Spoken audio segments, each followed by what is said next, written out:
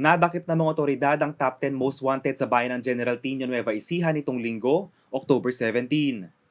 Naharap sa kasong rape ang sospek na si Dante Domingo, 35 years old at residente ng Purok Maria Clara 2, Santo Tomas Bayan ng Aliaga.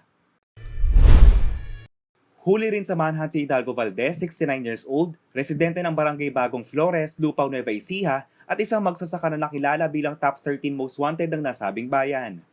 Naharap sa paglabag sa Comprehensive Firearms and Ammunition Regulation Act ang sospek.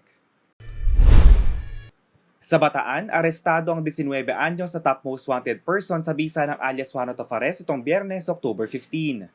Naharap ang sospek na si Michael J. Magkala sa kasong rape. Si Magkala ay residente ng Barangay Lamaw, Bayan ng Limay. Sa Tarlac naman, arestado ang 41 anyos na si Juvie David, residente ng Barangay Maliwalo, Tarlac City. Si David ay tinuturing na second most wanted person sa nasabing lungsod dahil sa kasong 18 counts of violation sa bouncing check law.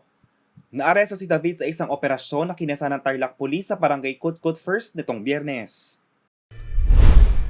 Sa ibang balita, arestado ang isang lalaki dahil sa pagnanakaw sa isang convenience store sa Candaba, Pampanga nitong linggo, October 17, 2021. Ayon sa ulat, bandang alas 11 ng umaga nang pumasok at tutukan ng baril ng sospek ang dalawang store crew at agad ding umalis sakay ng motorsiklo. Natangay ng sospek ang perang nasa 16,000 pesos.